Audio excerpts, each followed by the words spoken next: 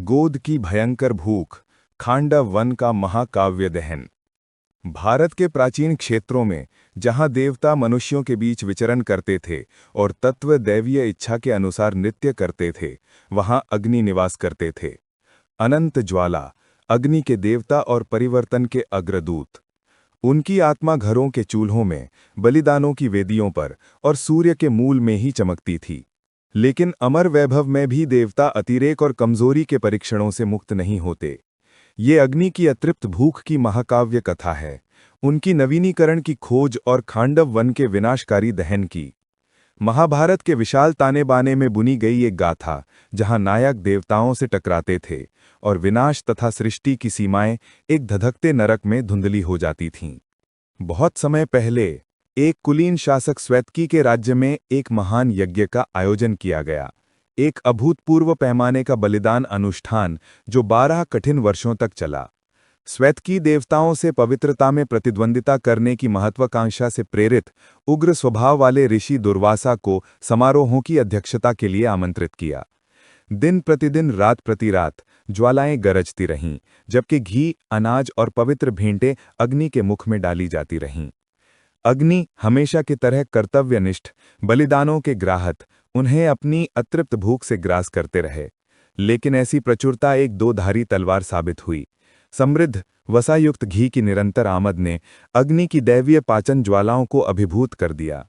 उनकी एक बार जीवंत ज्वालाएं मंद पड़ गईं, उनकी शक्ति क्षीण हो गई और अपच की एक पीली छाया उन पर छा गई, जैसे एकदम घोटू कोहरा।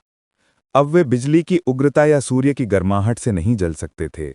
उनकी आकृति कमजोर हो गई, उनकी जीभाएं कमजोर होकर फड़फड़ाने लगीं और दुनिया ने उनकी व्यथा का ठंडापन महसूस किया। राहत के लिए व्याकुल अग्नि अपने दादा ब्रह्मा की ओर मुड़े, जिनकी बुद्धि ब्रह्मांडों तक फैली हुई थी।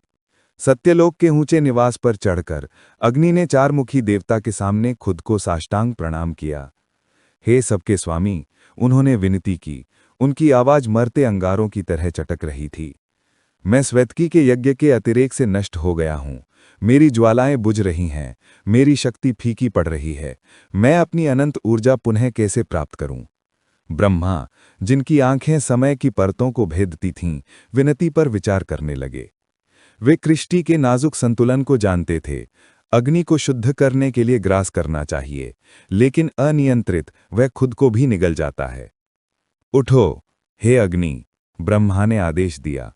उनकी आवाज स्वर्गों में गूंजती हुई गरज के समान थी। अपनी शक्ति बहाल करने के लिए तुम्हें खांडव वन को पूरी तरह ग्रास करना होगा। उसकी हरी भरी हरियाली जीवन से भरी हुई वह सार रखती है जो तुम्हारी व्यथा का इलाज करेगी। इसे पूरी तरह जला दो और तुम्हारी ज्वालाएं नए सिरे से गरजेंगी। ब्रह्मा के आदेश से उत्साहित अग्नि पृथ्वी पर उतरे। उनकी आकृति प्रत्याशा से फूलने लगी। खांडव वन यमुना नदी के किनारे एक हरा भरा जंगल विशाल और असंयमित फैला था। पशुओं, पक्षियों और सर्पाकार नागों का आश्रय। शक्तिशाली नाग राजा तक्षक द्वारा शासित, जो देवराज इंद्र का मित्र था। ये कोई साधारण जंगल नहीं था, बल्कि प्रकृति की प्रचुरता का किला था। अग्नि ने अपनी उग्रता को मुक्त किया। ज्वालाओं की जिभाएं झाड़ियों को चाटती हुई, पेड़ों और झाड़ियों को चटकते और गरजते हुए सिम्फनी में प्रज्वलित करती हुईं। जंगल आतंक में जागा जब आग विनाश की सुनामी की तरह फैल गई। हाथी आतंक में चिंघाड़ते, हिरण झुंडों में भागते और पक्षी जले हुए पंखों से आकाश की ओर उड़ते।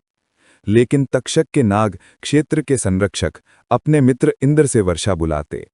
तूफानी बादल इकट्ठे होते, बरसाती धाराएं छोड़ते, जो अग्नि की ज्वाला को बार बार बुझा देतीं। 7 बार अग्नि ने दहन का प्रयास किया और 7 बार उन्हें विफल किया गया। उनके प्रयास इंद्र के बाढ़ में डुबा दिए गए। थका हारा और अपमानित अग्नि ब्रह्मा के पास लौटे। नाग इंद्र को पुकारते हैं और उनकी वर्षाएं मेरी हर चिंगारी को बुझा देती हैं। मैं ऐसी दैवीय विरोधिता के खिलाफ कैसे विजय प्राप्त करूं? ब्रह्मा, भाग्य के रणनीतिकार, ने आगे का मार्ग प्रकट किया। नर और नारायण की सहायता लो, अनंत अवतार जो अर्जुन और कृष्ण के रूप में पुनर्जन्मित हैं। वे मरणशील दुनिया में रहते हैं, उनकी शक्ति अतुलनीय है। उनकी शक्ति से तुम विजयी होगे। अग्नि ने सिर हिलाया। उनके अंगारे नई आशा से फड़फड़ाने लगे। एक साधारण ब्राह्मण के रूप में छिपकर, साधारण वस्त्रों में और लाठी लिए, वे खांडव की सीमाओं पर गए जहां पांडव भाई और उनके सहयोगी डेरा डाले हुए थे। वहां नदी के किनारे अर्जुन, अद्वितीय धनुर्धर, पांडु का तीसरा पुत्र, और कृष्ण, काले रंग का सारथी, विष्णु का अवतार, आराम से लेटे हुए थे। हवा कमल की महक से भरी हुई थी और दोनों धर्म और भाग्य के मामलों पर बातचीत कर रहे थे। जुड़े हाथों से आते हुए छिपे हुए अग्नि ने गहरा झुककर प्रणाम किया। महान योद्धाओं, मुझे इस वन को ग्रास करने का वरदान दीजिए, क्योंकि केवल उसका सार ही मेरी पीड़ा को शांत करेगा। अर्जुन हमेशा विद्वानों के प्रति दयालु और कृष्ण अपनी सर्वदर्शी बुद्धि से छिपाव के नीचे दैवीय को महसूस करते हैं। अपना सच्चा रूप प्रकट करो, हे आगंतुक, कृष्ण ने जानकार मुस्कान से आग्रह किया। अग्नि ने अपना भ्रम त्याग दिया, अपनी चमकदार आकृति में प्रकट होते हुए, दो चेहरे चमकते, बाल जलते, सात भुजाएं फैली हुईं। मैं अग्नि हूं, अतिरेक से कमजोर, ब्रह्मा द्वारा खांडव ग्रास करने का आदेश, लेकिन इंद्र इसे अपने मित्र तक्षक के लिए बजाता है। मेरी सहायता करो और मैं तुम्हें समृद्ध पुरस्कार दूंगा। नायक कर्तव्य और साहस से बंधे सहमत हो गए। फिर भी वे जानते थे कि कार्य दैवीय शक्ति के हथियारों की मांग करता है। अग्नि ने जल के देवता वरुण को बुलाया, जो गहराइयों से प्रकट हुए, दैवीय कुएं में गढ़े उपहार लेकर। अर्जुन को उन्होंने गांधर्व धनुष दिया, एक अविनाशी चाप जो तड़प की शक्ति का अटूट स्नायुओं से जड़ा, जो तीरों को तूफानों की तरह छोड़ सकता था। उसके साथ दो अक्षय तरकश जलते तीरों से भरे, और एक रथ जो हनुमान के बैनर से सजा हवा की तरह तेज घोड़ों से खिंचा। कृष्ण को सुदर्शन चक्र मिला, उनका घूमता हुआ विनाश का चक्र। इस तरह शस्त्रबद्ध तिकड़ी हमले के लिए तैयार हुई। जैसे ही संध्या उतरी, अग्नि ने वन की सीमाओं को प्रज्वलित किया। ज्वालाएं एक विशाल दीवार में फूट पड़ी, हरियाली को अतृप्त गल्ले से ग्रास करती हुई। खांडव के निवासी आतंक में जागे, बाघ गरजते, सर्प फुंकारते और दैवीय प्राणी दूर से देखते। तक्षक अनुपस्थित था, लेकिन उसके पुत्र अश्वसेन और नागों ने रैली की, इंद्र की उग्रता को बुलाते हुए। आकाश अंधकार में हो गया जब गरजते बादल इकट्ठे हुए और बरसाती धाराएं गिरने लगीं, ज्वाला को बुझाने की धमकी देती हुई। लेकिन अर्जुन ने अपने रथ पर, जो कि कृष्ण के रथ पर लगाम पर था, तीरों की बौछार छोड़ी। प्रत्येक शाप ने ऊपर एक अभेद्य छतरी बनाई, दैवीय ऊर्जा का गुंबद जो बरसात को पीछे धकेलता। कोई बूंद ज्वालाओं को छू नहीं सकी। इंद्र के तूफान अर्जुन की ढाल के विरुद्ध व्यर्थ टकराते। क्रोधित होकर इंद्र उतरे। उनके देवसेना के साथ यम, मृत्युओं के देवता, वायु के स्वामी और गंधर्वों के और यक्षों की सेनाएं। उन्होंने बिजली के बोल्ट फेंके, हवा के झोंके और मिथिकल हथियार। असुर और राक्षस दृश्य से आकर्षित अग्नि के खिलाफ लड़ाई में शामिल हो गए। युद्ध क्षेत्र एक भंवर बन गया। अर्जुन के तीरों ने हजारों दुश्मनों को गिराया, कृष्ण के चक्र ने सेनाओं को काटा और अग्नि की आग ने सबको अपने रास्ते में ग्रास कर लिया। हाथी आग में भागे, उनकी खालें जलती हुई, पक्षी मध्य उड़ान में गिरे, पंख जलते हुए, नाग उनकी नसों में गहर उबलते हुए तड़प रहे थे। वास्तुकार माया, जो एक असुर जो वन में फंसा था, नरक से भागा और अर्जुन से शरण मांगी, जिसने उसे बख्श दिया। कृतज्ञता में माया ने बाद में पांडवों के लिए इंद्रप्रस्थ में शानदार माया सभा का निर्माण किया। 6 दिन और रातों तक दहन अनियंत्रित रूप से भड़का। हवा धुएं से गाढ़ी हो गई, नदियां उबलने लगीं और पृथ्वी कांपने लगी।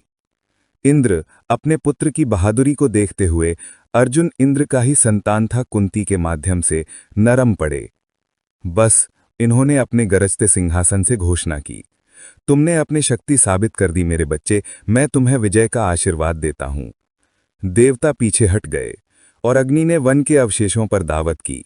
पेड़ राख में बदल गए, प्राणी ज्वाला में शुद्ध हो गए, मिट्टी नए सिरे से झुलस गई। उनकी अपच गायब हो गई, उनकी ज्वालाएं आदिम शक्ति से उछलीं, पहले से भी ज्यादा चमकदार। उत्तर काल में जैसे अंगारे ठंडे हुए और नए अंकुर पुनर्जन्म का वादा करते, अग्नि ने अपने सहयोगियों पर वरदान बरसाए। अर्जुन को शस्त्रों की अनंत महारथी, कृष्ण को अटूट अलायंस। खंडव के विनाश ने पांडवों के राज्य के लिए मार्ग प्रशस्त किया। अग्नि की दोहरी प्रकृति का प्रमाण, पुराने का विनाशक, नए का सृजक। इस प्रकार समाप्त होती है अग्नि की महाकाव्य परीक्षा, एक ज्वाला जो मिथों के इतिहास में उतारी गई, सबको याद दिलाते हुए कि देवताओं को भी अपनी छायाओं का सामना करना पड़ता है ताकि दुनिया को नए सिरे से रोशन कर सकें। ओम शांति शांति शांति।